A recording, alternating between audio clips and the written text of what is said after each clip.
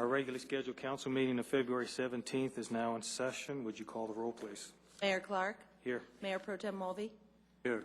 Councilmember Brinkman. Here. Councilmember Cole. Here. Councilmember Ostermiller. Here. Councilmember Taylor. Present. Councilmember Trujillo. Here. Would you all rise with me for the Pledge of Allegiance, please?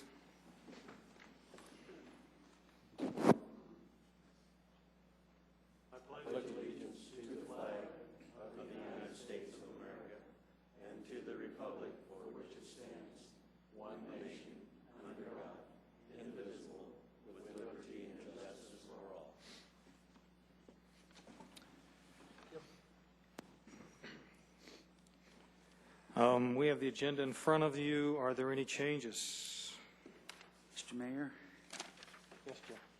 I would like to move item 9B, the presentation by South Suburban Foundation, to come after 6C, so they'd be after the unscheduled public appearances. I think it's an excellent idea. Any objection?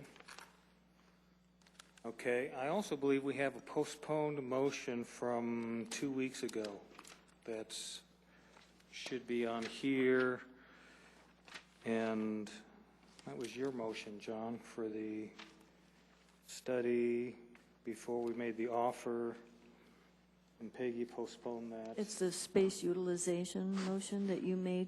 Okay. Let's put that in item 9C. And Oops. Well, renumbered 9C. Yeah, and weren't we also supposed to deal with the contract for the parking lot at Rinky Brothers tonight?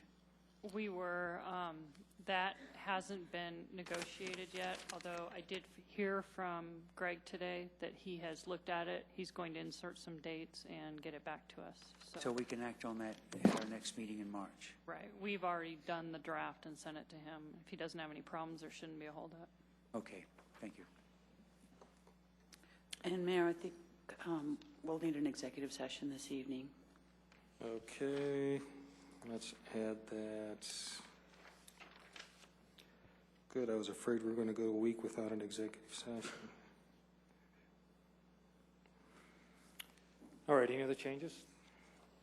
Then the agenda is approved as amended. Minutes from the special meeting of January 27th. Any changes?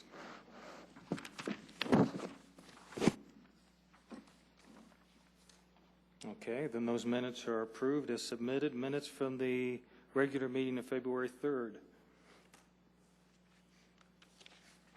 Any changes? And those minutes are approved as submitted. I believe this is a first. Wow. She's about to have a heart attack here. We need to take a break. That's fabulous. All right, that brings us to, almost brings us to any new city employees you want to No, introduce? sir, I don't have any tonight. Okay, then that does bring us to our guest citizen, Virginia Fraser. If you'll please come down to the hot spot, Jenny.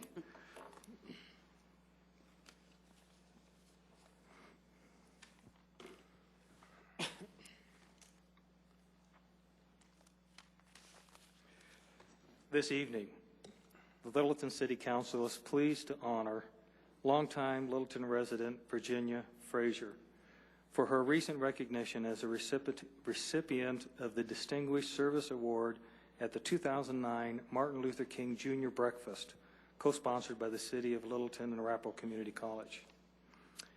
Jenny's list of accomplishments are almost too numerous to mention. She was the first Colorado State Ombudsman for long-term care when she worked for more than 21 years as an advocate for people in nursing homes and assisted living.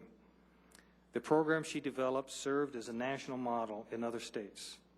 Her mother's Alzheimer's disease led to her involvement in issues of dementia in the elderly. She was one of the founding members of the Network for Special Elders, which later became the Alzheimer's Association. She developed the state's first Alzheimer's program and is the author of Nursing Homes, Getting Good Care There. In the early 1950s, she worked with the American Friends Services Committee to help integrate playgrounds in Washington, D.C. After she arrived in Littleton, she became a founding member of the Littleton Council on Human Relations, served on the Arapahoe Community College Council, and helped found the Metro Denver Fair Housing Center. In 1968, the Littleton Independent recognized her as Littleton's most valuable citizen. In 2000, Denver Mayor Wellington Webb presented Jenny with the Martin Luther King Humanitarian Award. Last fall, the Colorado Commission on Aging presented her with the Allen Buckingham Senior Leadership Legacy Award for promoting the needs of older persons, especially that they have lived in dignity and have a freedom of choice. Jenny has been a Littleton resident for 50 years. She and her husband, Chuck, raised 4 daughters here who all attended Littleton Public Schools. The city of Littleton has been so fortunate to have Jenny Frazier as a resident. Her tireless efforts and activism have benefited many people throughout the country. The Littleton City Council wishes her all the best in her future endeavors, and we are very honored to honor you again for the receipt of the Distinguished Service Award for the Martin Luther King Day.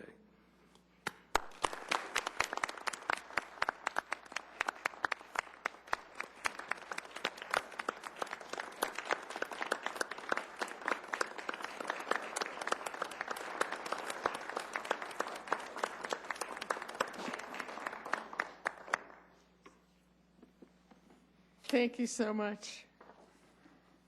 I feel as though I have been very fortunate to live in Littleton for longer than some of you have lived on the earth. It's been a wonderful place to be, and I'm so proud of living in Littleton. I'm so proud of this community and all the things that it's done over the years, whether it's looking back to the Human Relations Council or looking to the current time with the Immigration Project and all of the programs and projects in between for the elderly, for youth, and for other folks. But I'm particularly pleased to receive this from the council, and I thank you so much. Jenny, our community is very much richer for having you here and all the services you've given. Thank you. Thank you. And the only other thing I would say is that I'm so lucky right now because I'm volunteering at the museum, and that's such a wonderful, wonderful entity that we have, as you all know. Yes. Thank you.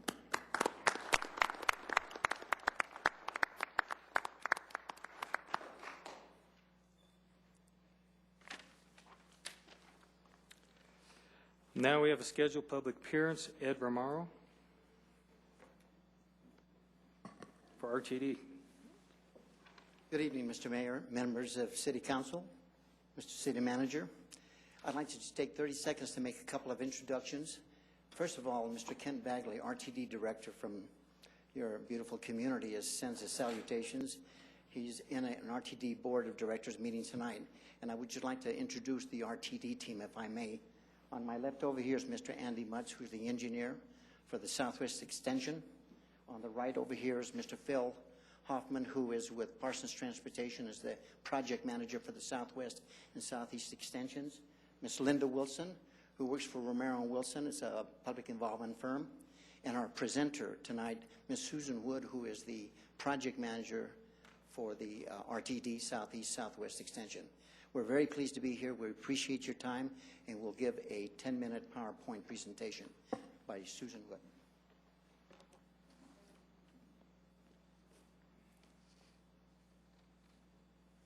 All right, very good. Mayor and members of the City Council, thank you very much for having us tonight. We will try to be brief. As Ed said, my name's Susan Wood, and I'm very pleased to be able to talk with you about our project, the Southwest Corridor Extension. Before I do that, though, I did want to pass along another message from the RTD Board of Directors and Director Bagley, and that is to thank you very much for the City of Littleton's help with the recent derailment. The police support, the crowd control, all of that was very helpful during a very difficult time, and they recognized this and wanted you to know how much that they do appreciate that. Again, the other primary reason for being here tonight, though, is to talk about the Southwest Corridor Extension. which is an extension of the existing Southwest line, which opened in 2000. The basis for this was a planning and engineering study that was done in 2002. And this was done basically because the Southwest line was so popular and the need for the extension was seen at that point in time. This study delineated an alignment of sorts and ultimately provided the basis for what was included in the Fast Tracks plan that was approved by the voters in 2004.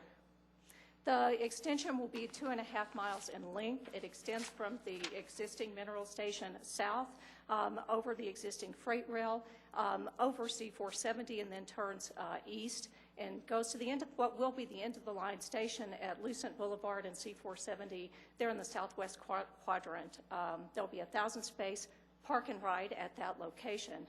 The work that we're doing now lays the groundwork both for the alignment and for the end of the line station, but with this we're also looking at a potential intermediate station that wasn't included really in the Fast Tracks plan. It's not a funded station at this point in time, but it is included in the Fast Tracks plan as a potential future station. That's an intermediate station there near Erickson Boulevard in the southeast quadrant of C470 and Santa Fe or Highway 85.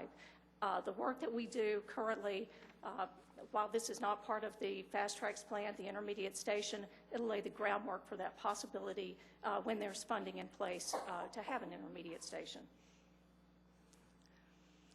The work that we're doing now is the actual planning work for the Southwest Corridor. It's an environmental evaluation and basic engineering. We really kicked this off this past fall.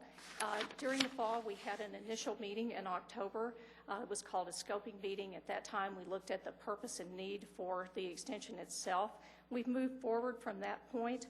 We were looking at the alternatives for the Southwest Corridor extension. In this case, primarily this means the actual alignment of the extension. The alignment's pretty well set. However, there are certain tweaks that need to be made to make sure it's in the exact proper place and it's the best engineering we can do. So that's really the alternatives we're looking at. We're getting ready for a second public meeting, which will be on March the 19th, where we'll talk about the alternatives we've looked at and really about what alternative appears to be the best. Ultimately, both the environmental evaluation and the basic engineering will wind up in the fall or winter of 2009, maybe early 2010, with completion of the study, a selection of the preferred alternative, looking at the environmental impacts, if there are any mitigation measures, and that at that point in time will conclude this portion of the project. An environmental evaluation is like an environmental assessment, essentially. There's no federal funding for this corridor or for this project, and so there's no required federal NEPA study that we have to do. However, the RTD Board of Directors has committed to doing the same level of environmental evaluation on all the corridors. So instead of doing an environmental assessment, we're doing an environmental evaluation, which is essentially the same, looking at all the same types of things, looking at the impacts, looking at mitigation measures, so that if there are things that need to be mitigated, they will be. An environmental evaluation, we've been through the purpose and need, and defining the study area. Again, we're looking at alternatives at this point in time. And again, that's what we'll be looking at with the public meeting, which will be on March the 19th. The purpose of the project, of course, is to extend light rail. We know travel demand's high. We've known this from the time that the Southwest line opened, and as we often hear, there are parking shortages, also indicating a need for demand. There'll be additional parking, of course, created at the end of the line station, which should alleviate some of those parking shortages. Again, it's needed to address the high demand that we have currently and to provide an alternative to the automobile, and lastly, to meet what the voters voted for in 2004. In addition to the environmental evaluation, we're doing basic engineering. This will look at the alignment, again, the exact alignment where the station, in this case station, will be located, and ultimately the end product will be a 30% design. This is the time when you can have the most impact. these are the things that can be impacted with public input. As you know, with any planning process, and particularly with transportation planning, the best results come from the greatest input. So we would seek your input and your citizenry's input, and hope you'll participate with us. Obviously, public input is important in decision making. It's one of the most critical points. And again, this is the best time to comment and to provide input. As the project progresses, as we go further, and things get more defined and more set in stone, so to speak, it becomes more difficult to address the comments and make changes. So getting involved now is good, although obviously we welcome comments at any time. Again, we had our first public meeting back in October. Moving forward to that second public meeting on March the 19th. The third public meeting will be held in the fall of 2009, and then ultimately the project will conclude late 2009, early 2010. And again, we hope you will join us. Another plug for the public meeting, March the 19th. It's going to be held right here in the room adjacent to us.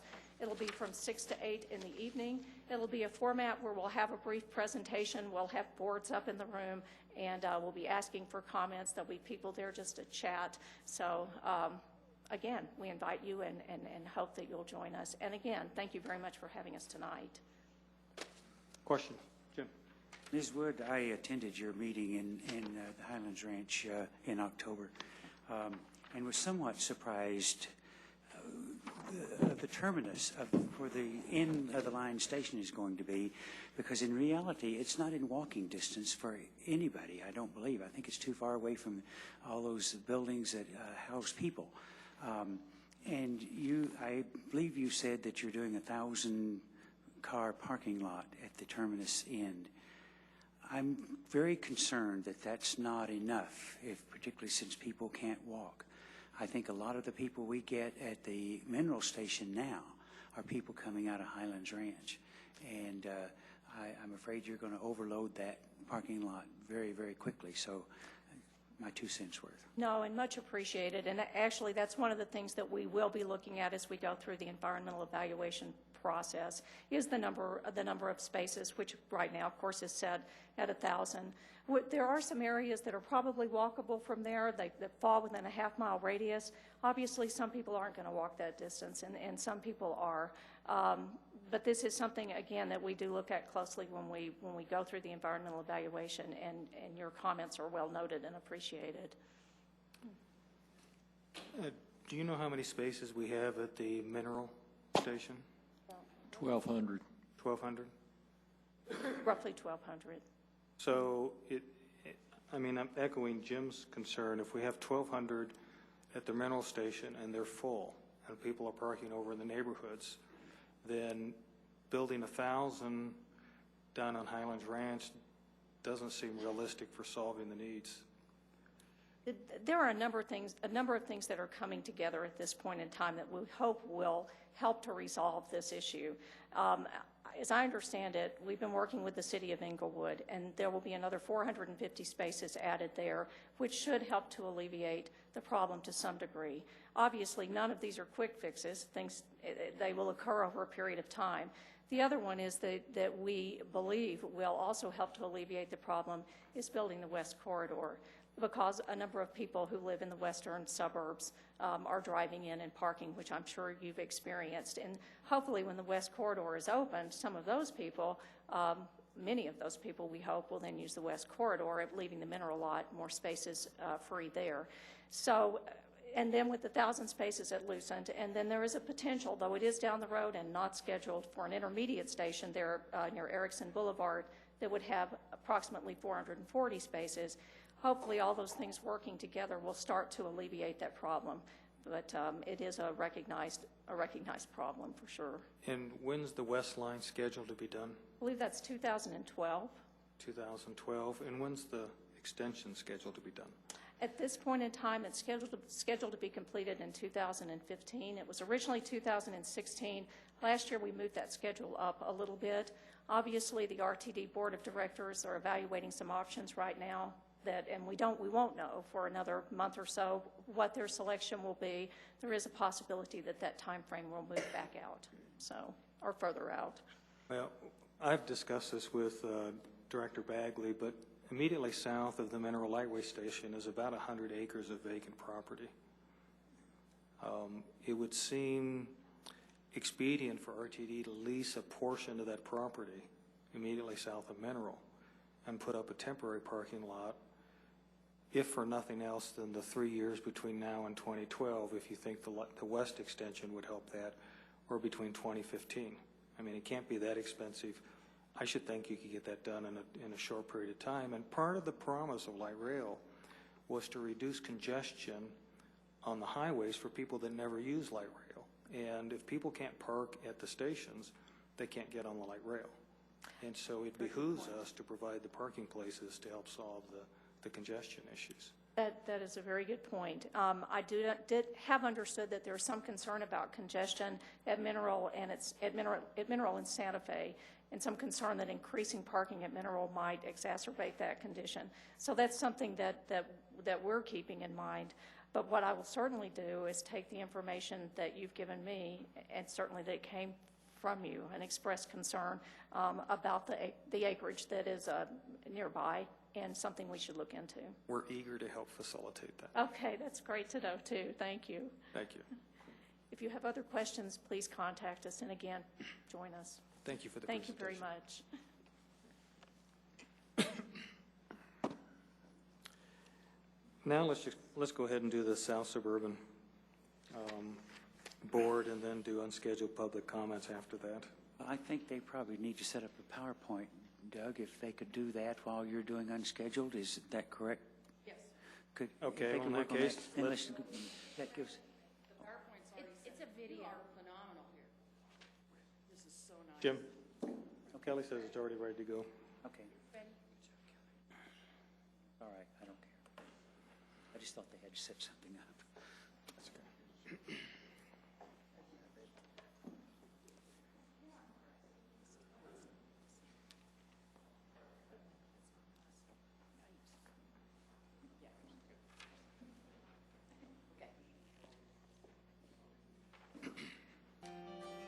Good evening.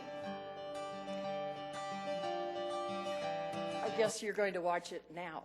Oh, it's on us. He just. Oh, okay. Anyway, my name is Bev Bradshaw, and I'm chair of the South Suburban Park Foundation, and we build bike trails. And I'm pleased to announce that the Big Dry Creek Trail has the concrete, all the concrete is poured, and we're just waiting for some railings to be put in, and it will be complete. So that's been almost a 12-year project. Okay, and it's cost us more than the entire Mary Carter Greenway. Wow. So, anyway, the foundation is going to be 30 years old this year. We're really excited. And as chair, I want to thank the City of Littleton for its longtime support and commitment to the foundation. You were there at the beginning, and you've consistently been there to help us. We really, really value our partnership with you. We'd like to invite you to keep May 3rd open, and that's going to be a celebration, opening Big Dry Creek, and we'll send the invitations out to you later, but keep that open. The other thing that I'd like to talk to you about is we've partnered with John Fielder, and he provides us with 5 different photos. We're in our second year of the photos as a fundraising program. And he also narrated the slideshow you're about to see. And I think, Debbie, you've already seen it once, right? Sorry. It's a pretty good slideshow. All right. Anyway, any questions before we begin? Are you familiar with the foundation? I just tell you, you ought to at least announce how much you got to contribute as a donation in order to get one of Mr. Fielder's photos. Yeah, that's a $250 contribution. Well, there he has the smaller photo for $100. And this is Julie Madden, who works with us on fundraising and grant writing. And there's our copy of our newsletter. The unique thing about the South Suburban Park Foundation is that we have a member from every jurisdiction along the Platte River, and even Mr. Taylor. And we really have a fun time at our meetings, and it's really exciting now. We've been hoping to be done, and now we're done, and we're going, okay, now what? And we're heading out to Centennial now, and out to Lone Tree, and out to Willow Creek to put in another loop. So if you'll just sit back and relax, would you please start the slideshow?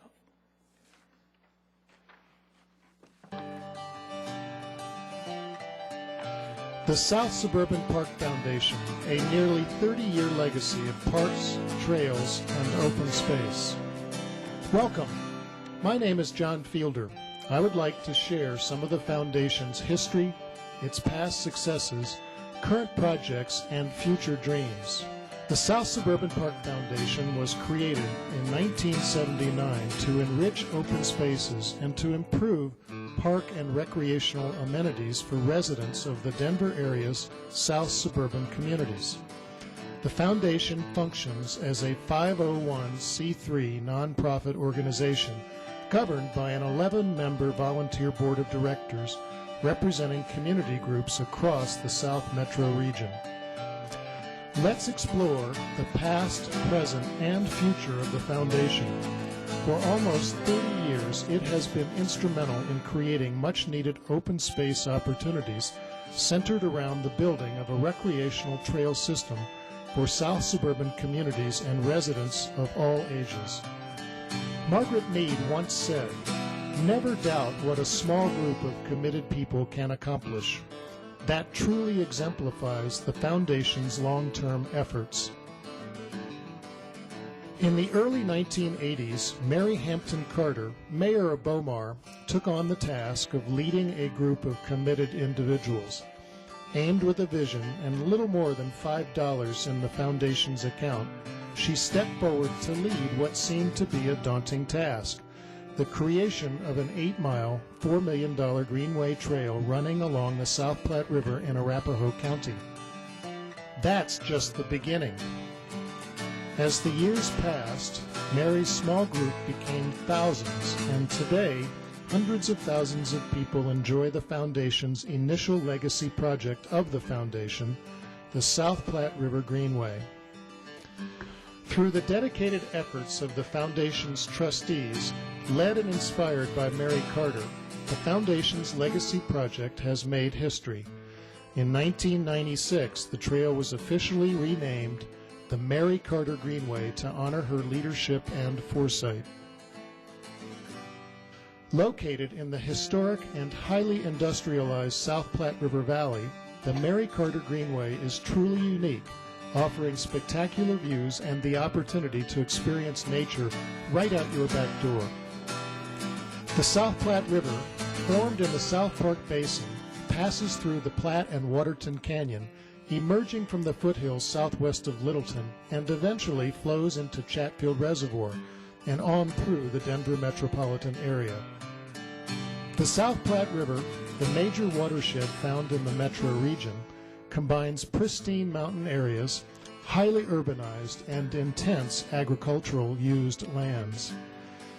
The South Platte bears little resemblance to what it was in the pre-1880s. The river channel has been modified by the addition of dams, hydraulic and diversion structures, and is channelized in many areas both to prevent flooding and to enhance recreational amenities. The Foundation's commitment and vision not only includes providing a recreational resource through the construction of an interconnected trail system throughout this north-south spine, but continues to enhance the natural features and wildlife that coexist in such a complex urban environment. Used by more than 700,000 users annually, the Mary Carter Greenway, South Platte River Corridor, includes an 8-mile multi-use trail and whitewater boating facilities, and functions as an integral part of the central spine of the Greenway system. And, importantly, multiple trailheads and a wide array of local and regional connecting trails have been completed or are in planning stages to increase and enhance each visitor's experience. Users of all ages can experience the unique qualities of the Greenway system year-round, and throughout their travels can easily access Hudson Gardens Botanical Park, South Platte Park Nature Preserve, and the Carson Nature Center, all located along the trail. What a great way to spend the day. As projects along the Platte River were completed, the Greenway leadership efforts led a consortium of private and public agencies to look at new recreational and environmental opportunities within the corridor benefiting users and the natural elements. The 10,000 Trees Project, initially celebrating Earth Day and Arbor Day 1990, continued for years on the Mary Carter Greenway. In cooperation with Volunteers for Outdoor Colorado, more than 1,200 volunteers planted hundreds of indigenous trees and shrubs throughout 8 miles of the Platte River corridor in Arapahoe County as part of this project. Engaging more than 3,000 committed volunteers of all ages over multiple years, this revegetation effort has provided a lasting impact throughout the corridor. As a result of the Foundation's successes, it received a challenge grant in 1994 from Lockheed Martin Astronautics to continue their efforts south of the Platte near the Waterton Canyon and Chatfield area by creating the Discovery Pavilion, where a Department of Transportation storage facility housed an environmental eyesore. Dedicated to the premise that the will, commitment, and know-how, people and enterprise can thrive in harmony with the environment is proven by the Discovery Pavilion project and a direct result of the committed partnership led by Lockheed Martin and the Foundation, and including Colorado State Parks, U.S. Corps of Engineers, Volunteers for Outdoor Colorado, and the Denver Water Board. Rich in scenic and natural experiences, adjacent overlooks provide Denver Water's historic Kessler Center, Waterton Canyon, and the South Platte River. A major trail landmark, the Discovery Pavilion, celebrates the joining of 3 of the region's major trail systems, the South Platte River Trail, the Waterton Canyon Colorado Trail, and the Highline Canal Trail. The Discovery Pavilion serves as a focal point for trail user information as well as an interpretive center. It provides visitors the opportunity to learn about trail safety and etiquette, the ecology of the local landscapes, and the role of the South Platte River and water in Colorado's development. And today, the Audubon Society of Greater Denver Campus Center houses their primary educational facility here. The Foundation's work doesn't stop there. As the 21st century approached, its vision expanded to increase the Greenway benefits throughout the river corridor. In the late 1990s, working with local communities, user groups, and the natural features of the land, a hidden gem was discovered. It was the Big Dry Creek corridor, which flows east from the Platte River connecting to the Highline Canal. Upon further exploration, the true natural and recreational potentials of restoring the valuable qualities this urbanized open space had to offer was realized. Today, the Big Dry Creek Greenway provides a 10-foot wide multi-use trail benefiting cyclists, skaters, pedestrians, and equestrians of all ages and abilities. Neighbors throughout the South area can open their front doors and literally step onto the trail.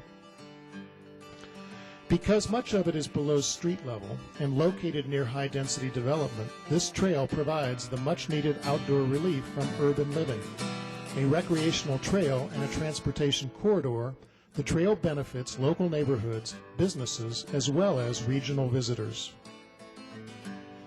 The primary goal of the Big Dry Creek is to provide easy connections to the area's premier parks, extensive walking paths, skate parks, inline hockey rink, baseball fields, soccer fields, playgrounds, picnic areas, and other valuable outdoor amenities. Working within urban areas can be challenging, but that didn't stop the Foundation. Because the Big Dry includes an old-growth forest and a diverse riparian corridor, strategic planning efforts and design components are continually being implemented to support the restoration and preservation of the native plant and wildlife habitats in this area. Not only for humans, this natural transportation corridor benefits wildlife such as migratory birds, foxes, and raccoons spotted frequently along the creek and trail. Watch out for those traffic jams. Throughout the nearly 30-year history of the foundation, significant milestones have been passed. One notably includes the installation of the Platte River Bridge, a 200-foot clear-span pedestrian bridge at the confluence of the Platte River and the Big Dry Creek. Today, visitors can walk, bike, or run instead of swim across the Platte River. Without the commitment of multiple partners and more than $400,000 secured, the Platte River Bridge would never have been completed. Another notable milestone includes the funding and implementation of the 200-foot-long canopy walk spanning the Big Dry Creek Trail.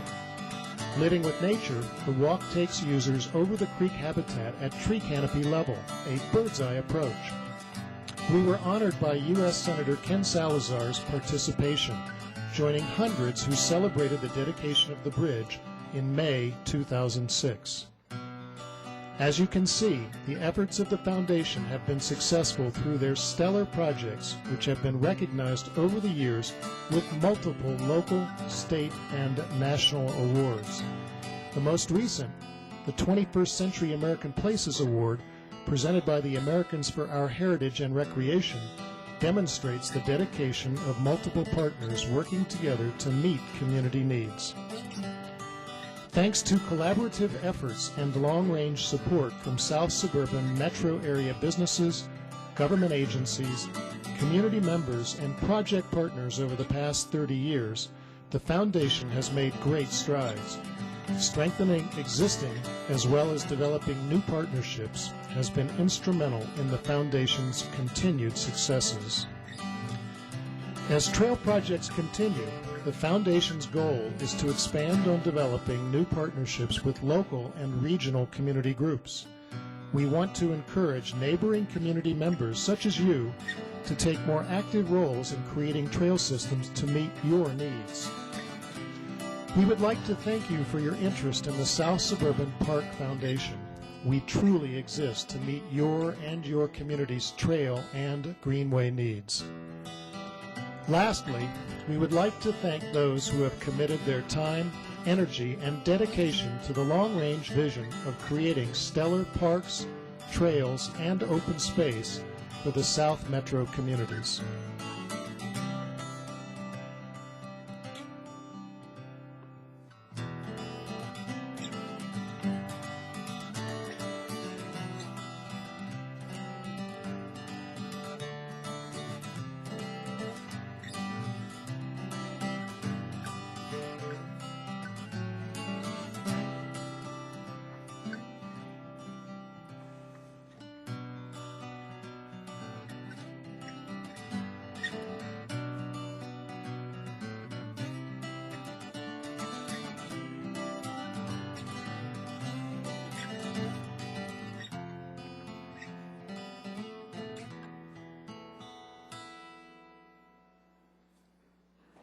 I know that was long, and I really appreciate you taking the time.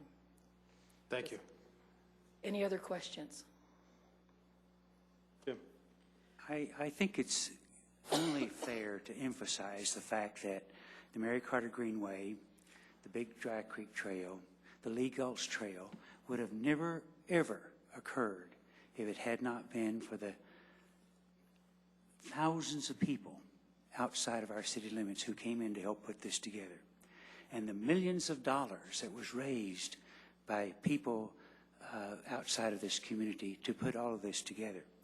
We owe a lot to our surrounding neighbors for their help, as well as getting money from the foundations and other places.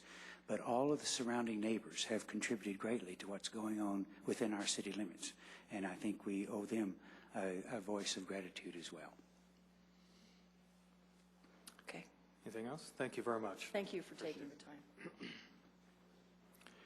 Okay, now that takes us to unscheduled public appearances. This is a time when any citizen has a opportunity to express an opinion or ask a question regarding city services or anything that's on the agenda that isn't scheduled for its own public hearing, which is everything.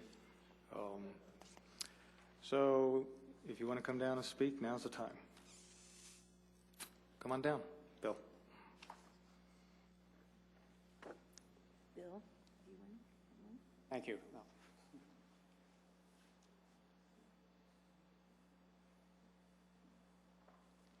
It's nice to be cued by a council member.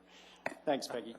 I'm here to invite everybody to True Grit. My name is Bill Hopping. I'm president of the Littleton Historic Board, and I'm here to invite Littleton citizens as though, and in addition to those who are outside our city limits, to come to the second of 2 historic preservation forums.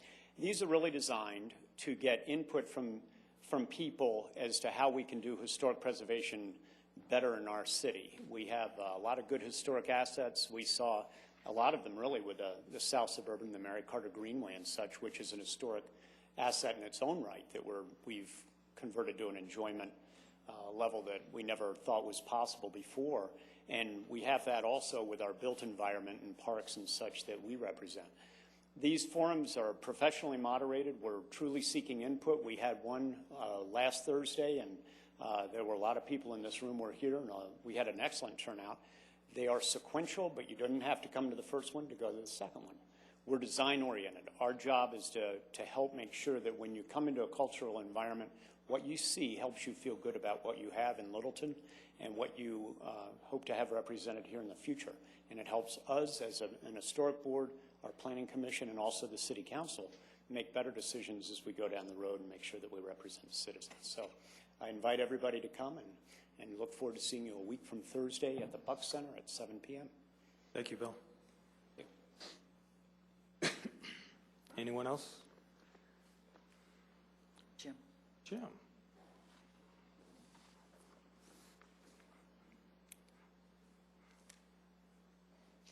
Good evening, Council. My name is Jim DuBose. I live at 6877 South Prince Circle. I'm here on behalf of the Greater Littleton Youth Initiative. I think you're all familiar with Tom Christopite's Pub, which he conducts once each month. There's a special program at the pub this week. That'll be Thursday night at 7 o'clock at the Buck Center. It's the 19th. The special program is we're having Kay Wilmisher talk to the pub attendees about how the Greater Littleton Youth Initiative was conceived, how it was formed, how the different blueprint programs came about, and what they're all about. In my opinion, this is an outstanding social endeavor by the city of Littleton, and I think it could get even better. I think there are some things we can do. But if you'll come to the pub on Thursday night, we'd love to have all of you, and I think you would enjoy it. And that includes the rest of the audience, all you guys, even the cops. Thank you. Thank you, Jim. Anyone else? All right, that takes us to the consent agenda. Consent agenda contains items that can be approved by a simple motion and, in theory, are non-controversial. We have a number of items on the consent agenda. Any consent agenda item can be pulled by any council person. The first item is an ordinance on first reading, which would enact a new section of city code making the possession, manufacture, sale, or delivery or advertisement of drug paraphernalia a violation. Would you read that by title, please? This is an ordinance of the City Council of the City of Littleton, Colorado, enacting Section 6-4-37 of the City Code pertaining to the possession, manufacture, sale, delivery, or advertisement of drug paraphernalia. And the public hearing on that would be March 3rd. I'd like to pull that if I could, please. Okay. That's pulled. Second item, 7B, is an ordinance on first reading, repealing and reenacting city ordinance having to do with criminal mischief. Basically, the state has raised the threshold from $400 to $1,000 that allows us to be dealt with at the municipal level. This would change our ordinance to comply with the state. It would also add penalties for revoking driver's license for criminal mischief related to graffiti and damage to motor vehicles. This is an ordinance of the City of Littleton, Colorado, amending City Code Section 6-4-2 pertaining to criminal mischief. And the public hearing on that would be March 3rd. Next item, 7C, is an ordinance on first reading that would enact a city ordinance prohibiting the sale or dispensing of alcohol to any person under 21. This is an ordinance of the City Council of the City of Littleton, Colorado, enacting Section 6-4-36 of the City Code pertaining to the dispensing or sale of alcoholic beverages to any person under 21. Currently, we operate under state law. This would change and create a city ordinance would allow us to prosecute this under our municipal court. The public hearing on this would be March 3rd. Item 7D is an ordinance that decriminalizes certain types of traffic offenses. If you could read that title, please. This is an ordinance of the City Council of the City of Littleton, Colorado, enacting Section 9-1-12 and amending Section 9-1-2 of the City Code pertaining to the decriminalization of traffic infractions. The intent of this is to categorize traffic infractions into more serious and less serious. The less serious would be infractions rather than offenses, and this would streamline the court process. Public hearing on this would be March 3rd. Item 7E is an ordinance enacting at the city level prohibition against the offense of menacing.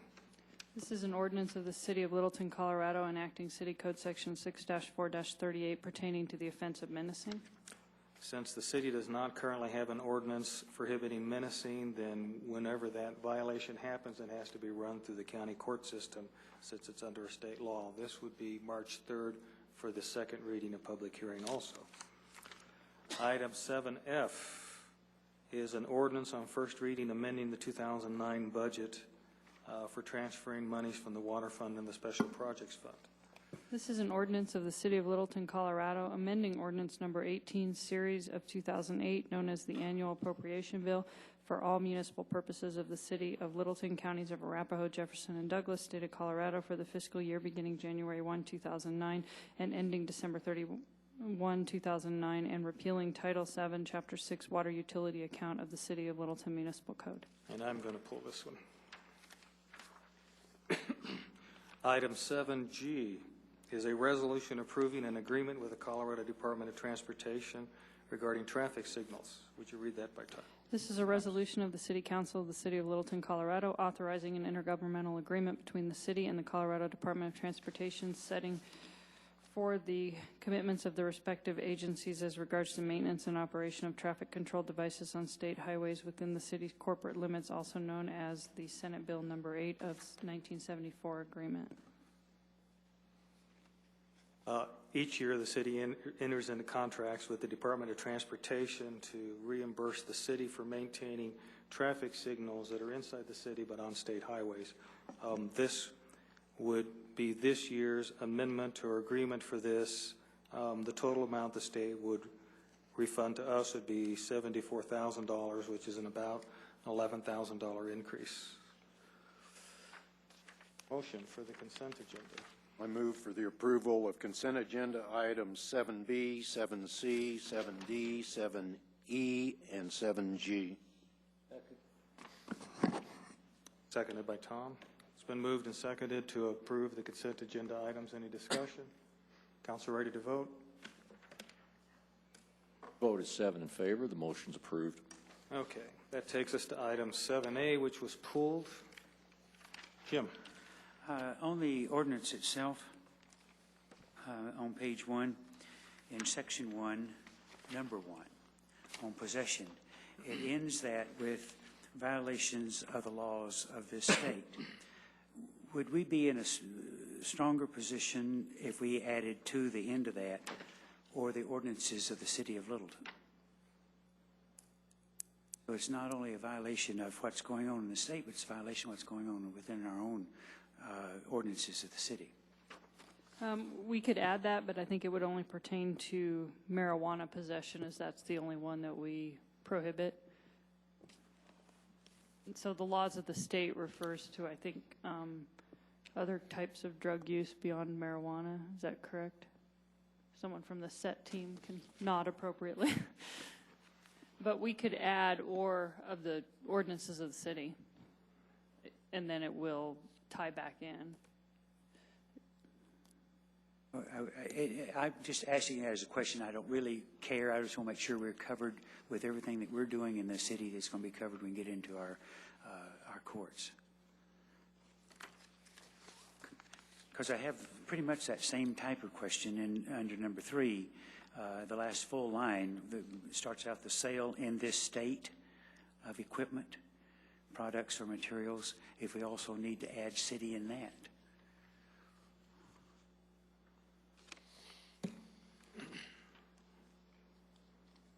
I'll add them in both. I think it's a good point, and I think it'll cover a little bit better. I would have actually referenced the state statutes to which I was referring up in 1, but there probably would have been 10 or 15, and they're constantly changing. So that's why we left it as state. But I think we should. I can add it in both. As long as we're adding, let's move to page 2. Okay. In the very first top paragraph there, the last full line starts violation of the laws of the state of Colorado or the ordinances of the city of Littleton. Okay. In number A, right below it, the last line, the laws of this state or the ordinances of the city of Littleton. Okay.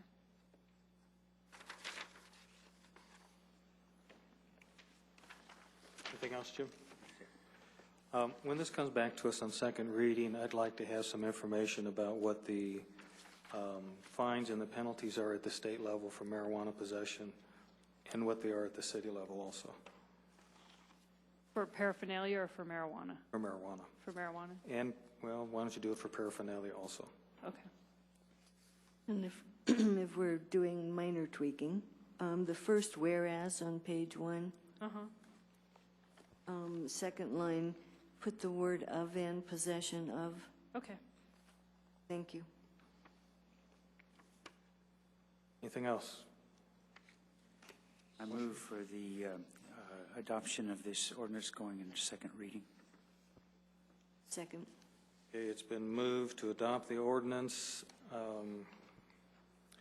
prohibiting the possession of drug paraphernalia be approved at second reading and a public hearing be set on March 3rd, posted on the city's website at the Littleton City Center, Bemis Library, Municipal Courthouse. Discussion? I second. Discussion? Ready to vote? The vote is 7 in favor. The motion's approved. Okay. That brings us to item 7F. 7F is first reading to amend the budget to delete the water fund and transfer the monies into the capital projects fund or special projects fund. That's a question.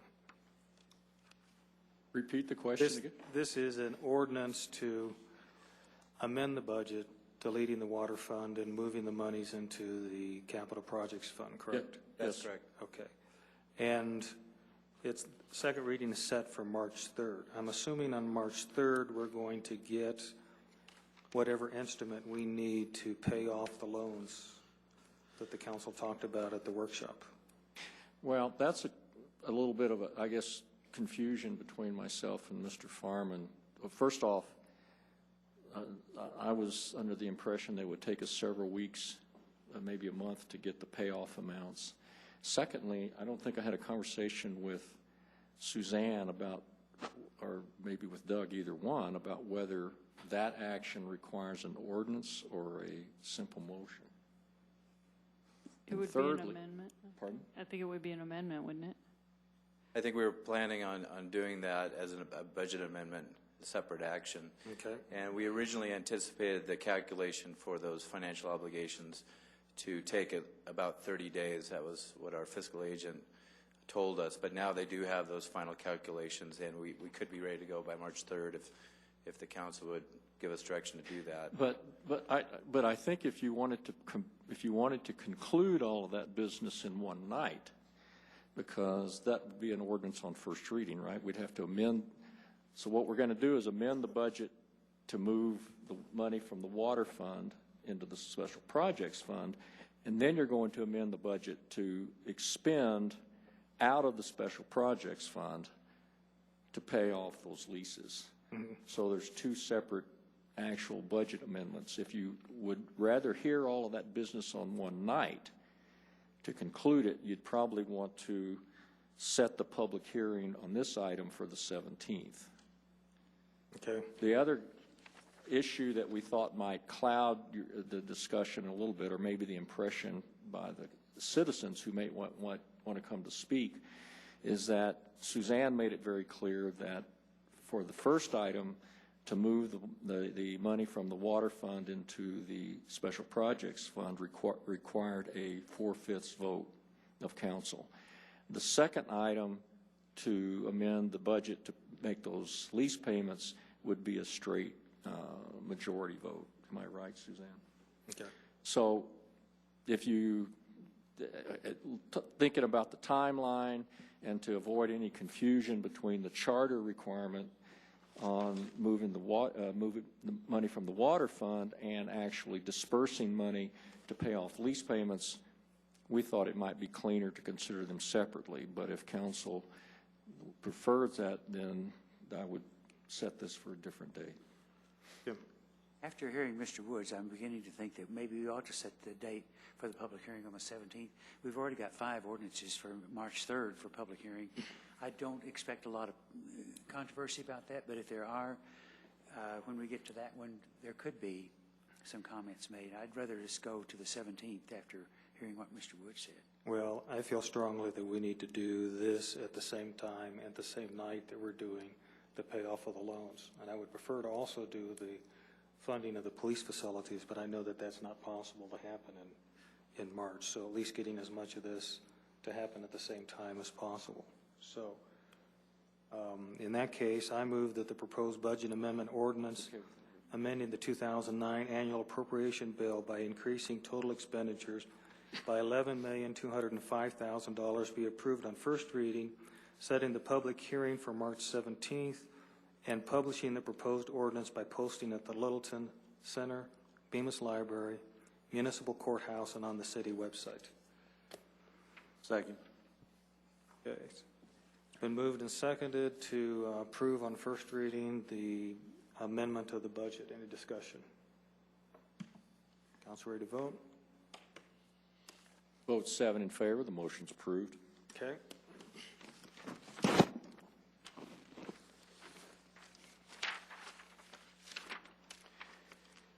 Okay, that brings us to item 9A, which is approval of 2009 contractual service agreements. This is a simple motion, so we don't have to read it by title. The council went over service agreements last study session. We have $59,000 allocated in the budget, which is the same amount that we had allocated last year. Council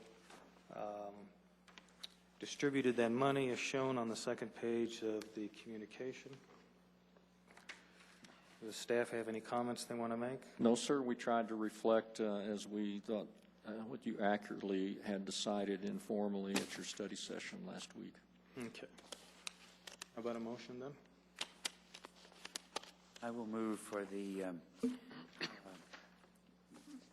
contracts to be approved for these agreements. It's on page 2 of the resolution, the motion. I'll second that. It's been moved and seconded. The council approved the distribution of $59,000 to the following nonprofit organizations which provide services to the city of Littleton. The staff be directed to prepare contractual service agreements for 2009, and the council president be authorized to affix his signature thereto. Jim. Could I ask Kelly a question? Sure. Whenever we had the list at the study session, there were a few organizations on there that I don't think we've ever funded. Do we solicit them, or do they solicit us every year for funds? They solicit us. Because I didn't want us to be inviting them to submit us a letter, because we have never funded some of those organizations, or at least not in the history that you gave us for that meeting. What happens sometimes is we'll get contacted at some point during the year. Sometimes they contact mayor and council members or the city manager or myself and want to know if there's any opportunity for them to receive funding. And so what I tell them is we do contractual services once a year, and if you want to send in a request at that time. So sometimes it happens that way. Sometimes they're just unsolicited. Okay. I think a lot of cities do this sort of thing, and so it's kind of a matter of routine to But contact rather cities. than bring it to you on an ad hoc basis, as Kelly said, we do get calls. People, they're looking for money, and they say, would the city be interested? And we tell them there is a process where the council does appropriate money, and once a year you're going to go through and you're going to look at a whole array of them. If they're interested, then that's the most appropriate time to bring it to you. So that's probably the primary way that people get on the list, Jim. Okay. But we don't advertise it in any way. Further discussion? Okay, it's been moved and seconded to approve the distribution of the $59,000 for nonprofit and organizations which provide contractual services to the citizens of Littleton. The vote is 7 in favor. The motion's approved. Okay. Brings us to item 9E, which is a discussion of the June 16, 2009 City Council meeting. Mayor, did you skip C? C was the presentation of South Suburban, which we did.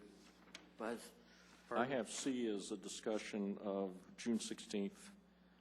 This is what he said. Yeah, that's what I just did. I'm sorry. That's okay. I'm going to do that to myself on the next item in a second.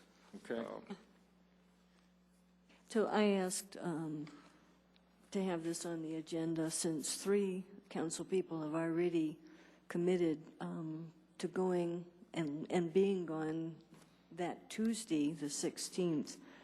I wondered if we wanted to not have a council meeting that night. I don't know if any more council people are going, plan to go up that day or not. But last year, 4 of you met, and because you had something important on the agenda, and then it had to be revisited later anyway. So I thought if we had some agenda items that might be coming up, we might have a little longer meeting, the regular meeting before or the regular meeting after. And if you all aren't going to CML, at least you wouldn't have to come for a pretty short agenda.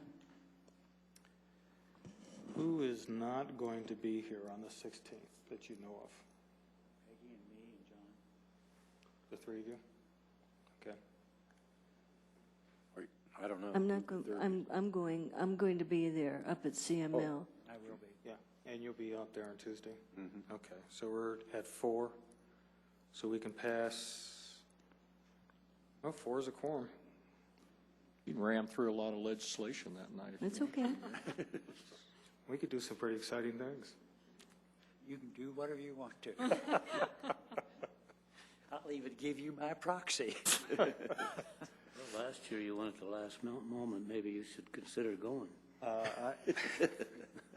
I'm going, but I'm going up Wednesday morning. I say we have a meeting.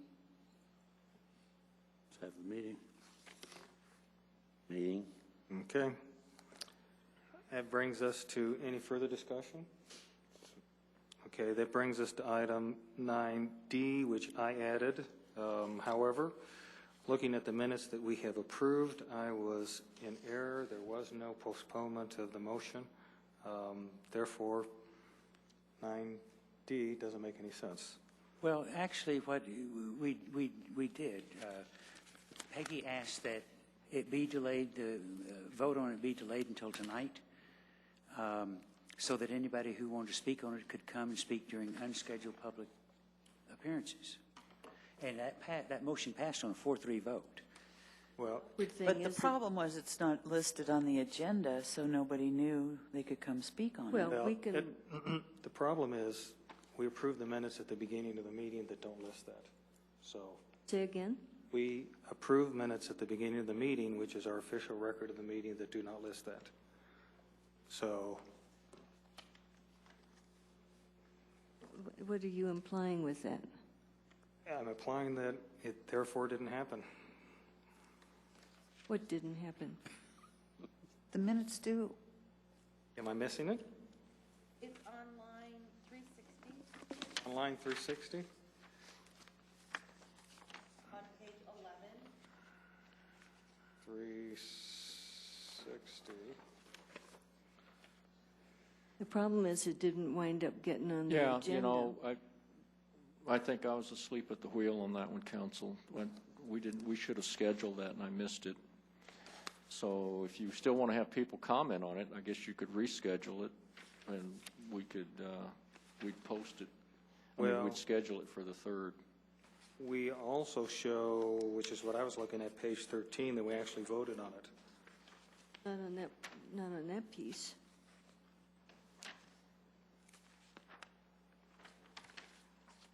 That was a separate motion. That was a separate motion, so we've got two different motions. Yes, sir. One's the mineral facility and the other one's this facility. Right. Oh, this is Right. everything. Okay, well, in that case, we do have an item 9D, which is a postponed motion. Let me read that again to refresh our memory, which includes mine. Because this is now on the floor, this is a motion that any analysis that will be done on space utilization in the city center include all of the building, including Firehouse 11 and its relocation, so that it can be listed on a formal agenda. Well, that was the motion. Yeah. No, let's go back to the motion. That was the motion. 360. It's right at the bottom of page 10, top of Parts of 11. 349. Okay. The motion that's now on the floor is that any analysis that will be done on space utilization at the city center include all of the building, including Fire Station 11 and its relocation. Now, I would, I would like to postpone it again to the next regular meeting so that it indeed can get on a regular agenda so that people who might want to comment will have adequate notice and can comment if they wish.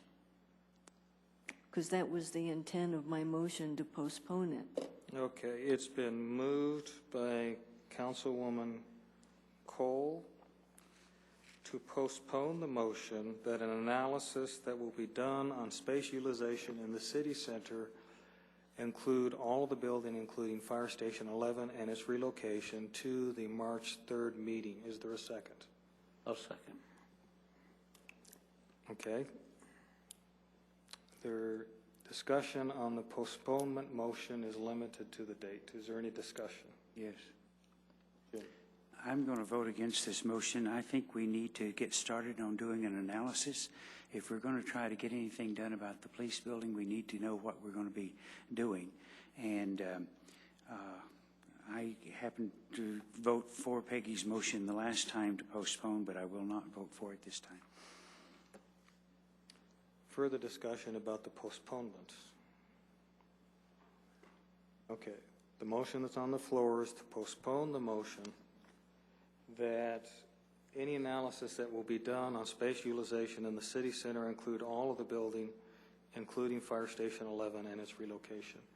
Council, ready to vote? The vote is 3 in favor, with Councilman Taylor, Councilman Clark, Councilman Brinkman, and Councilman Trujillo voting no. The motion fails. Okay, which brings us back to the motion that... Would you like me to make it again? Pardon? Would you like me to make it again? Well, it's that any analysis that will be done on space utilization in the city center include all of the building, including Fire Station 11 and its relocation. Isn't the motion automatically on the floor now? That's what I just put on the floor. Right, so I mean, he doesn't have to make a motion again, right? So, discussion on this motion.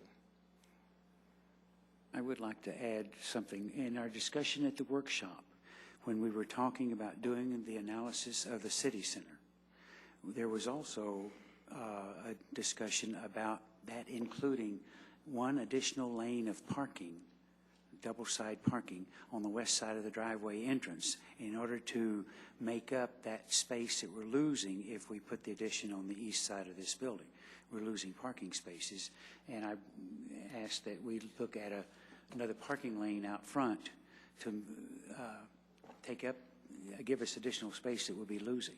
And I would assume that would be part of this analysis as well. Well, I'm going to ask for some clarification, too, and I don't know. I know Kelly sent out your draft workshop minutes to you, but since I was dozing in these minutes and didn't see this motion that was supposed to come back, my understanding from the workshop was that staff actions were going to be sequential, that, in fact, the council was going to pursue the mineral building option first and see how far that went, and then if the mineral option either appeared feasible and you were going in that direction, or if it did not, then we would be developing a scope of work, which your second, when you narrowed them down, and out of the 5 options that you considered at the workshop, you eliminated 6, I'm sorry, and you ended up with the mineral building and then some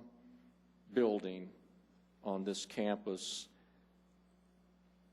You eliminated what I'll call the Shenango option, the city shops option. The elevated option here. The elevated option, right. But I was under the impression that it was to be a sequential process. So if this motion means that we are supposed to be developing a scope of work to do a full analysis of building, I think, and I don't have the draft here in front of me, but I think it was around a 15,000 square, as I remember, Mr. Ostemiller made the final motion on that, which was to consider around a 15,000 square foot building somewhere on this campus. Am I? Jim made that. Oh, okay. But am I? Added emergency operations center. Right. And someplace on this campus. Right. Can I read from the workshop report? Yes, please do. Thank you for bringing it. A motion was made and seconded to direct staff to explore 14,000 square foot expansion on the Littleton Center campus for evidence storage and a crime lab, including additional parking west of the current large lot, add an EOC, all contingent upon the offer on the Mineral Avenue property falling through. The motion passed on a 5-2 vote. And I was assuming that those would go on simultaneously, that we would start working towards getting an analysis done of this building while we were waiting the answer on the mineral building. Well, okay. Well, that's where I really need some clarification from council, because I guess it was the contingent upon language, perhaps, that I interpreted as we would not start developing a scope of work to hire an architect, soils engineers, and start to talk about spending fairly significant planning and architectural money on this campus until council had made some final determination as to whether you were going to proceed with the mineral project. So I'm glad this came up, because I had not interpreted it as being simultaneous processes. Council, I think that we're confusing, or at least I'm confusing, 2 or 3 different issues all into one. And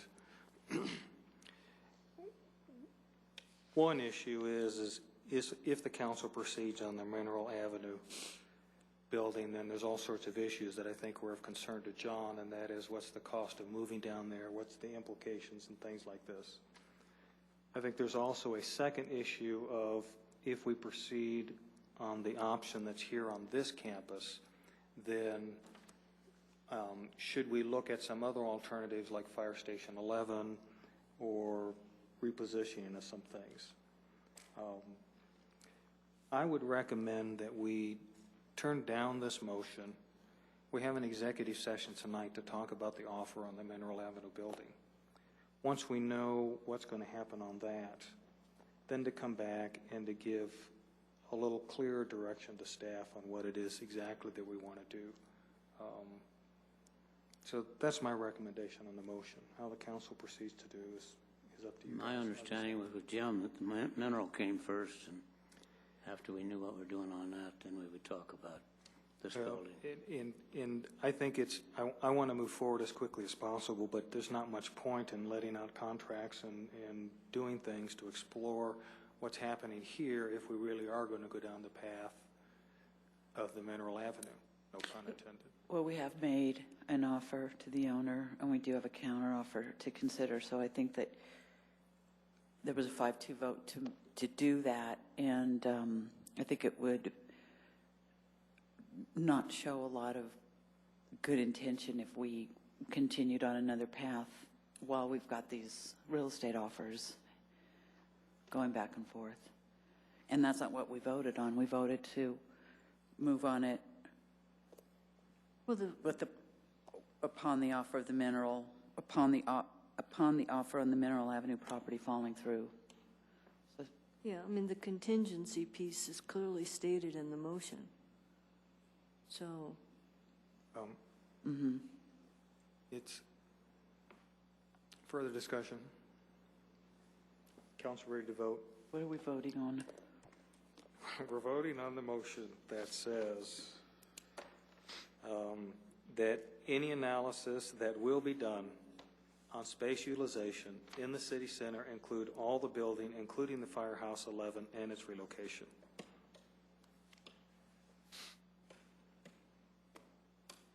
The vote is 2 in favor with Councilwoman Cole, Councilman Mulvey, Councilman Clark, Councilwoman Brinkman, Councilman Trujillo voting no. The motion's defeated. Okay.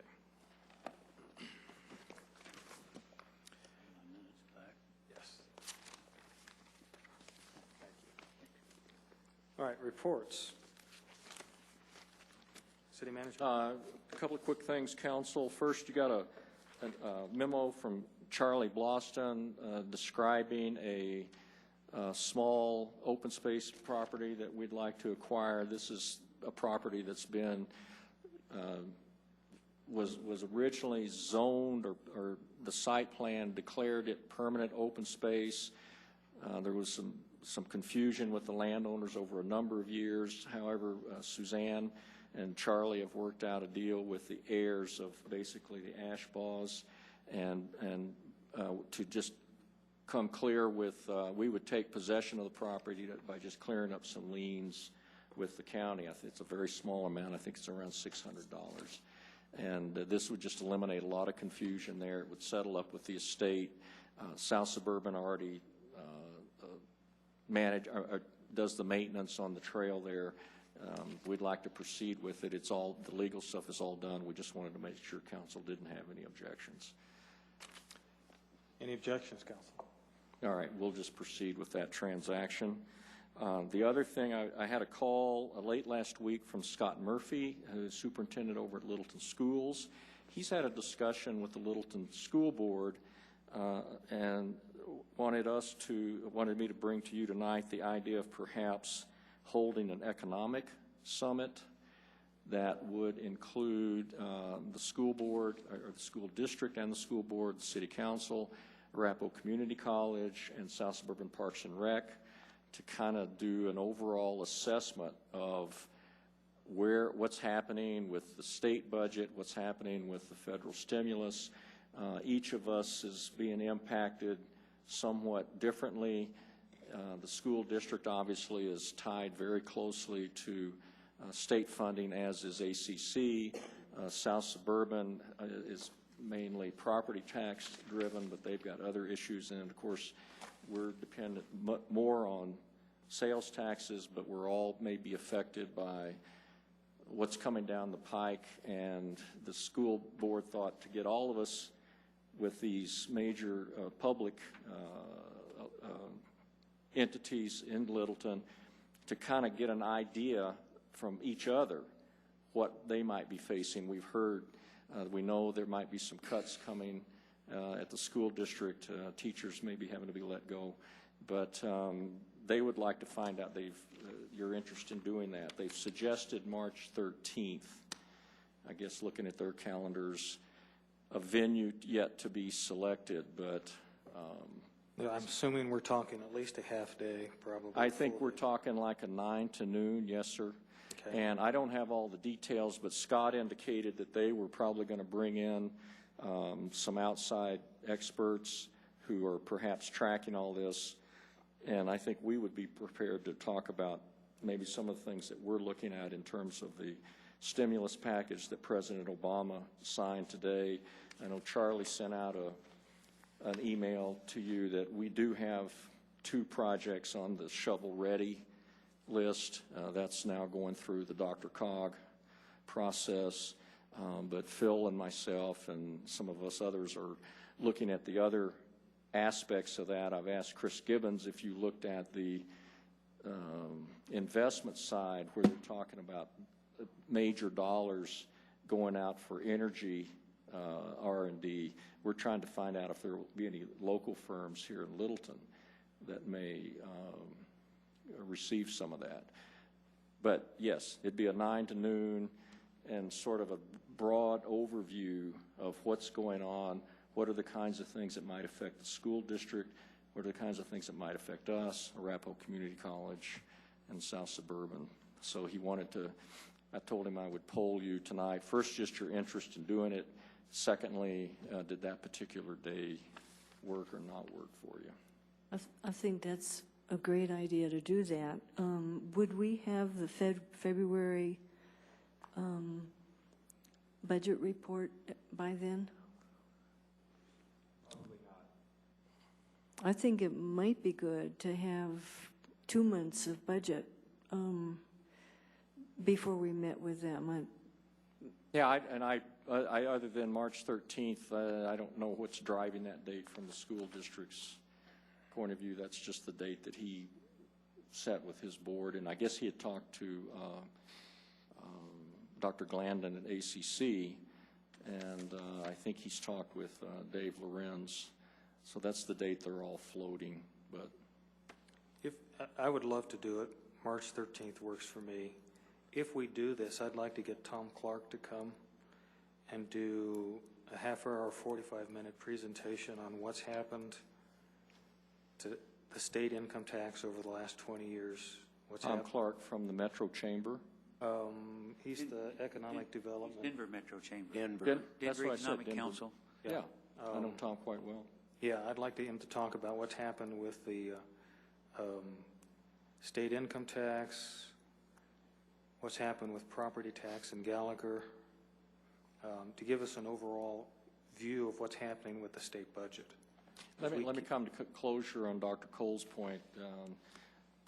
Do you want to go back and try to push for a later date, or just go with the 13th and do the best we can with whatever revenue projection or results we have then? I think if we get, my opinion is if we get December and January, and we have December already, if we have December and January, we've got 2 months worth. You will have, yeah. Yeah, and in fact, we've got October, November, December, January.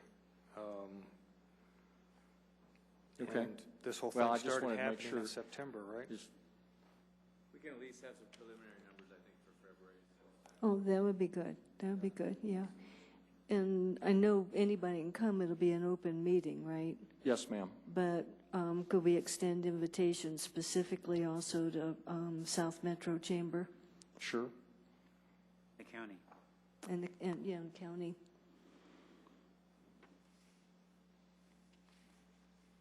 So we're thinking that like 9 to 12 or 8 to 12? 9 to 12 is again, Scott is just shopping this around, but that's the idea, is like a morning, pretty much of a full or all-morning session, 9 to noon, 8 to noon, something like that. Okay, thank And it's still rough out an agenda, but they're just trying to gauge right now interest in doing it and whether that date seemed to be workable for most of the partners. Well, let's hope we would know what's happening with economic stimulus that's requests at that point. Some of that may be, as I understand from Jim, I think Dr. Cog is looking at those yet this week, or? We will tomorrow night, and then we will again in a special meeting in 2 weeks from tomorrow night. So certainly by March, we should have at least some indicator of what projects made it through the Dr. Cog screening, maybe more details about, the pace at which the federal money might be coming forward. Some of that might be starting to shape up a little bit by March.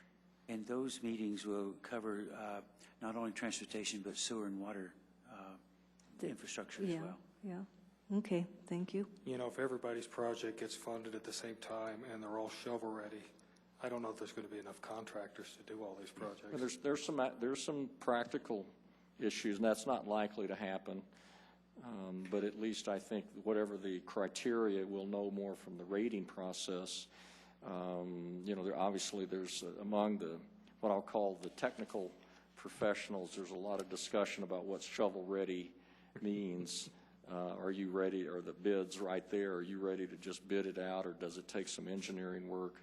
So I'm sure Dr. Cog will come to grips with that. But. And I had that conversation with Mr. Romero from RTD before the meeting began tonight about their shovel-ready projects. Yeah, so it'll be interesting to see how that makes it through the Dr. Cog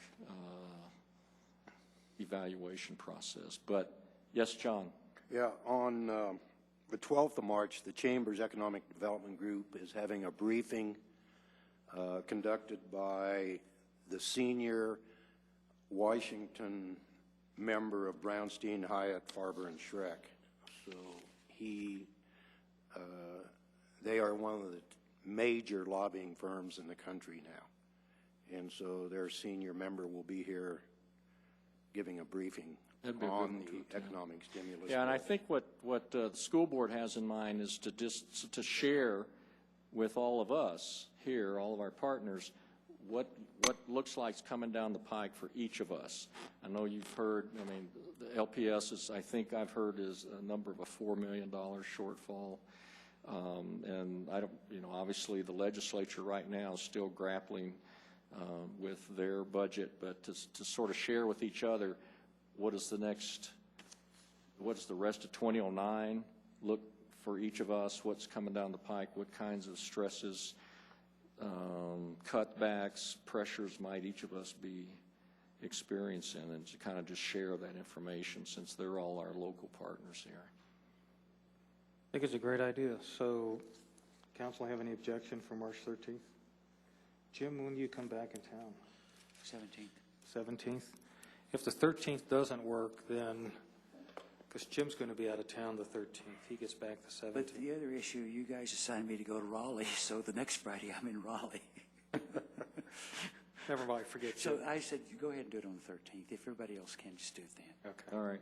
I'll get back to him and tell him the council's interested and that date looks workable.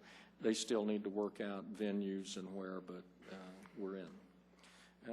The only other thing is just to remind you that on the 26th, you're going to have breakfast with the high school students, and you should have gotten a card on that. And it was my understanding they were submitting questions for us.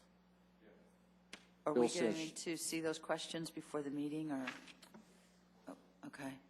And it's at the service center? That is, it's a service center, right? Yes, ma'am. Okay, that's all I have. Thank you, Mayor. Thank you. City Attorney? I don't have anything. Dr. Cole? Very short.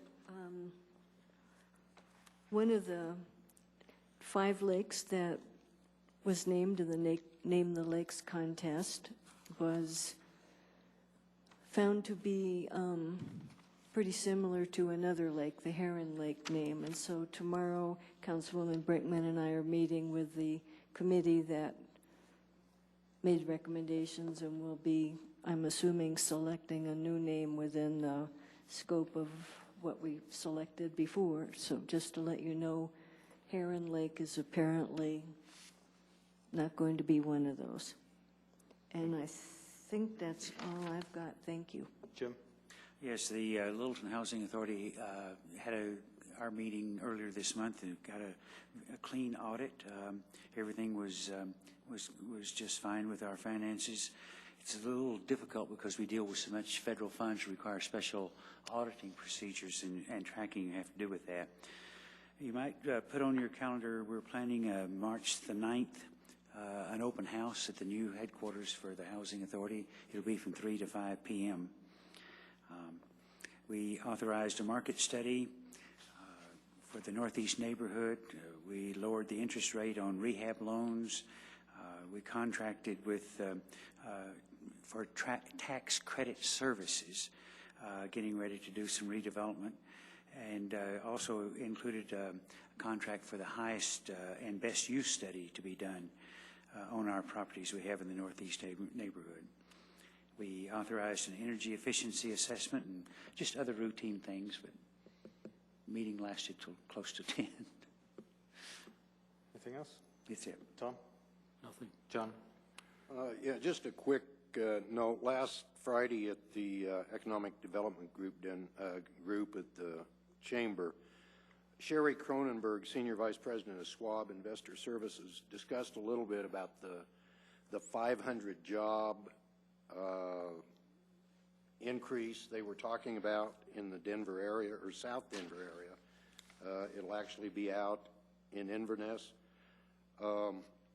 They looked at several locations around the country. They settled on Denver for a couple of reasons.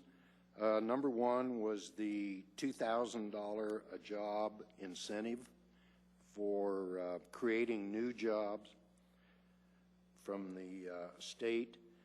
The other one was the number of IT people in the Denver area who were qualified and part of the job base that was available here. Most of these jobs are in the IT section of their company. And it will be 500 new jobs over a 3-year period that they'll be adding.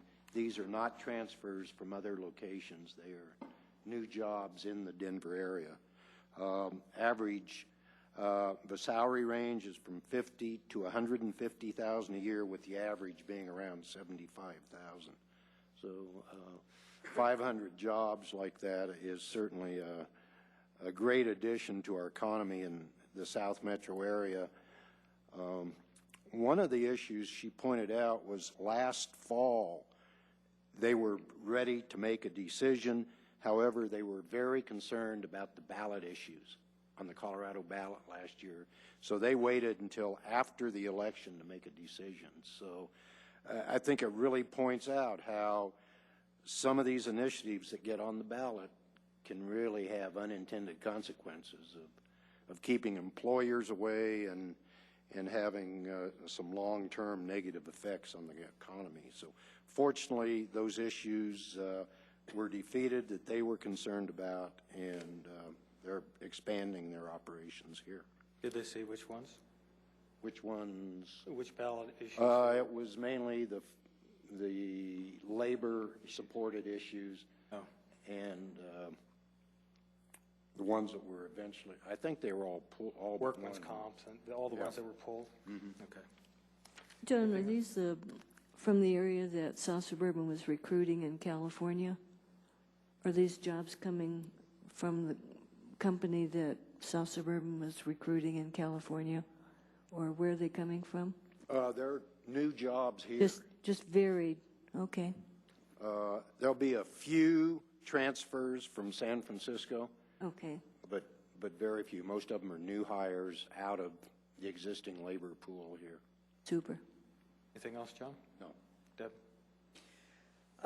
I just have one question, I guess, for council to think about, and I think I'd like to get some settlement on this, and that is we've got the boards and commissions interviews that we're doing next week. And as I was looking through the book, once again, and I had brought this up last year too, there's some committees and some individuals where there's an absenteeism issue. And I wonder, I mean, I think that we need to have a kind of a unified voice on how we deal with that. A couple of my committees in particular have individuals who are having attendance problems, and one of them's asked to be reinstated, and another one isn't due. You know, she's just naturally moving over. But these are really working committees, and these are committees where attendance is real important, and it's actually been somewhat troublesome to have some of these attendance problems. One of them is, I think, missed or made 3 out of 8 meetings, and another one is something like 6 out of 11.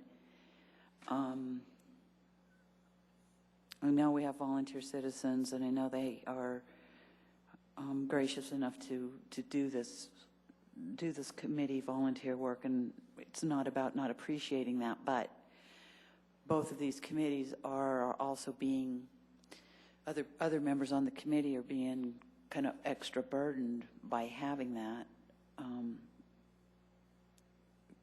lack of participation from one or two. So I can certainly make a phone call to these people and talk to them about that if that's what I did last year, if you think that's appropriate. I don't know about your committees, if you've got any situations like that, but I think we ought to handle it.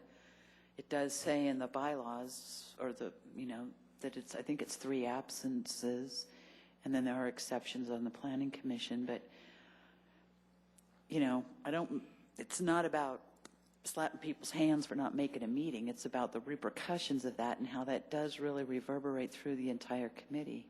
I've seen it hurting a couple of our groups, so. A comment is not going to really help you right now, I don't think, Debbie, this comment, but when I was mayor, I sent a letter out to all the members of the boards and commissions talking about absenteeism. And maybe what we ought to do as a policy is when we make those appointments, there's a letter from the mayor, a separate letter from the mayor, very specifically saying absenteeism will cause your removal, or, a little more nicely worded than that. But and give them fair warning from the time they're appointed that at the next evaluation time they may be removed for not attendance. Now, the ones you're talking about now, as far as I'm concerned, if they were on when they got a letter from me, then it's fair game to say you were warned without knowing and naming names. Mm-hmm. Okay. Well, I think it's a little more complicated than that, because if somebody has a 3-year term, and even in their first year, they miss as many as Debbie just said, 5 out of 8 meetings or whatever, do they still continue for the next 2 years? And the published information on serving on boards and commissions emphasizes how important attendance is. So I'm not quite sure which ones Debbie's talking about. I noticed some of the committees seemed a bit excessive to me. And maybe it would be appropriate to say, if I thought we did this last year at some point, said if you really can't, attend, then we, in so many words, would suggest that you resign so somebody else can serve who has the time. I guess part of the question is, do we enforce the absenteeism? And if we do it for one, do we do it for all? And if we are going to do one-offs on it, I think whatever we do, it's got to be united. We've got to do it across the board. And to some extent, I think it depends on the committee. Mm-hmm. The Riverfront Authority meets once a year, and we're a non-working committee. Mm-hmm. And so we pick a date when we think we can get most people there. invariably there's somebody who can't make that one date a year that we meet. So it shows up that they're 100% absent when it was only one meeting. But we're not a working committee like you're talking about with yours. John?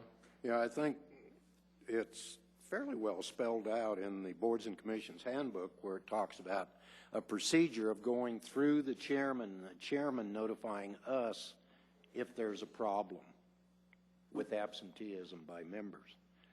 And so I think we need to follow that procedure where the chairman of that committee lets us know what the problem is, because I know a lot of committees deal with it internally within their committee.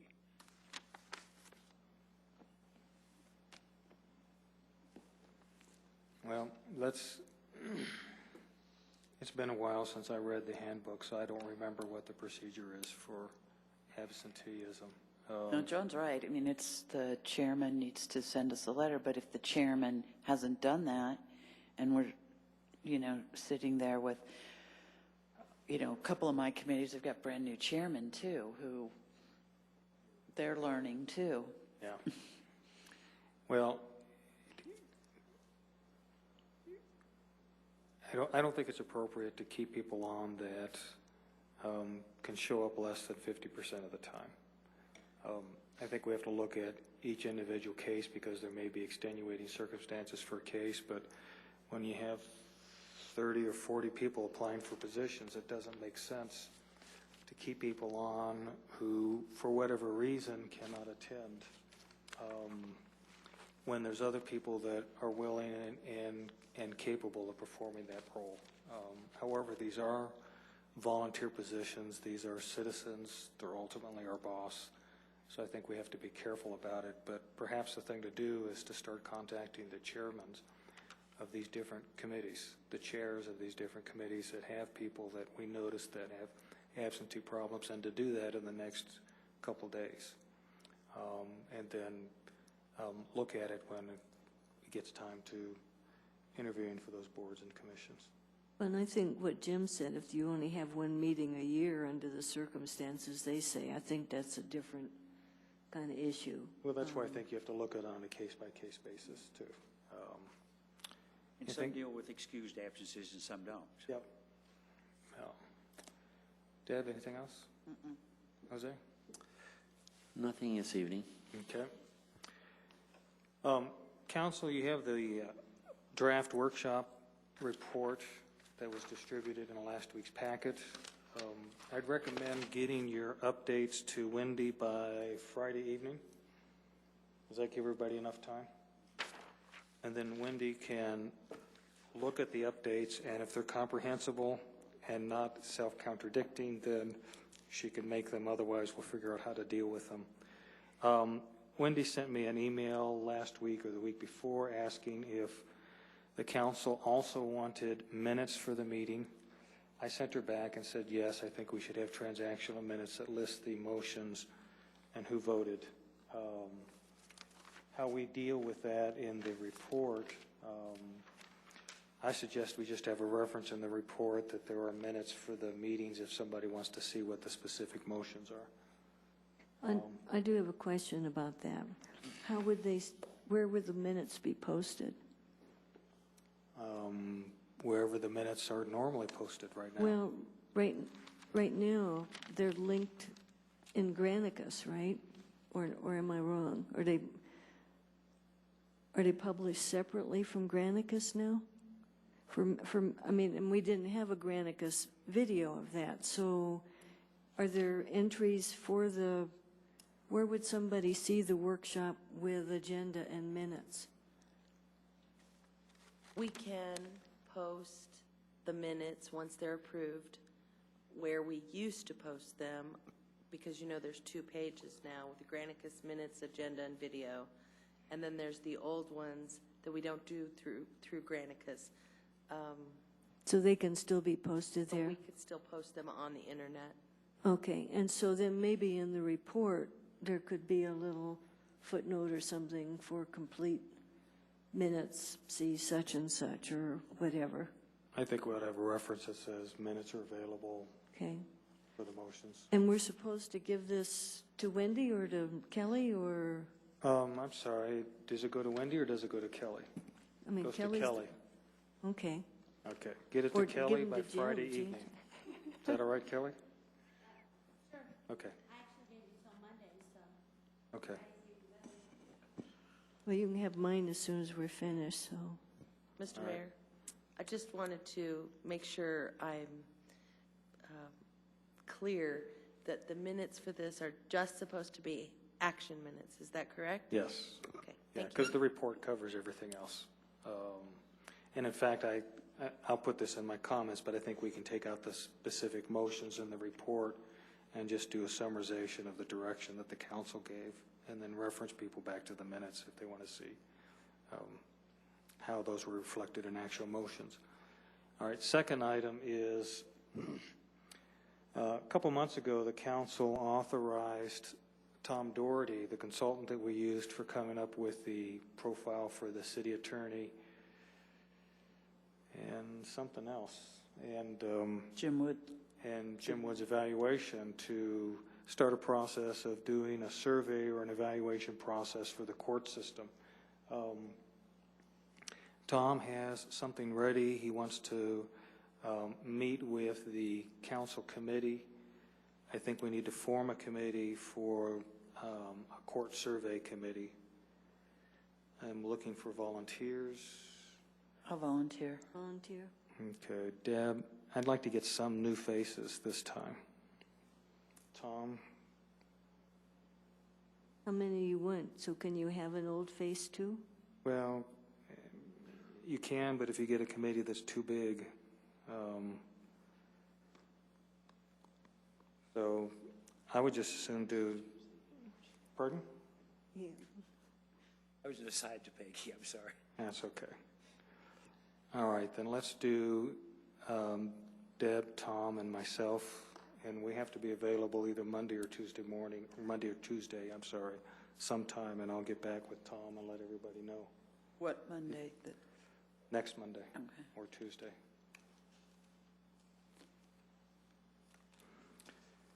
All right, then Dr. Cog report. Yes, we'll have our regular meeting tomorrow evening. We did have a special meeting 2 weeks ago where we established the criteria that will be used for evaluating all these projects that will be funded through the stimulus package. And we're going to meet then again in a special meeting 2 weeks from tomorrow night to approve all of those projects. The first priority we determined is going to be those projects that are already in a transportation improvement plan. The second one to be those projects that are ready to go, and I probably have those two reversed. And third would be overlays. And so the money is funded by, in that priority, ready to go, transportation improvement plan and overlays. That's the priority in which the funding goes. Okay. So our project that Charlie submitted on an overlay may or may not get funded. It depends on whether there's funds out there or not. All right. John? Would you make a motion for... Can I ask something before we adjourn? The meeting that you're planning on having next Monday or Tuesday, are you planning on having that as an executive session or an open meeting? Because if you're going to do an executive session, we probably need to do... it would be an open meeting, and I believe that we're intending to get the judge in it, although I'm not sure at this point. Okay, but you'll be able to post that, so We we will don't have to need to... post it, yes. So we have to find out. When? Yeah, at least 24 hours in advance, right? Okay.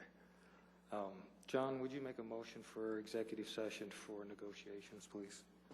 I move we go into executive session as allowed under Colorado Revised Statute 246402-4 E to develop negotiating positions. And we also need to discuss consult attorney on other specific legal questions. I'll include that in the motion. Okay. Second. It's been moved and seconded to go in executive session for negotiations and consult an attorney. Discussion. This takes 5 votes. All right. Seconded, I'm sorry. Jose. Thank you. Certainly. Voted 7 in favor. The motion's approved. Okay. We will not conduct any business when we come back. We will simply adjourn the meeting. So thank you. Good night, Wilton.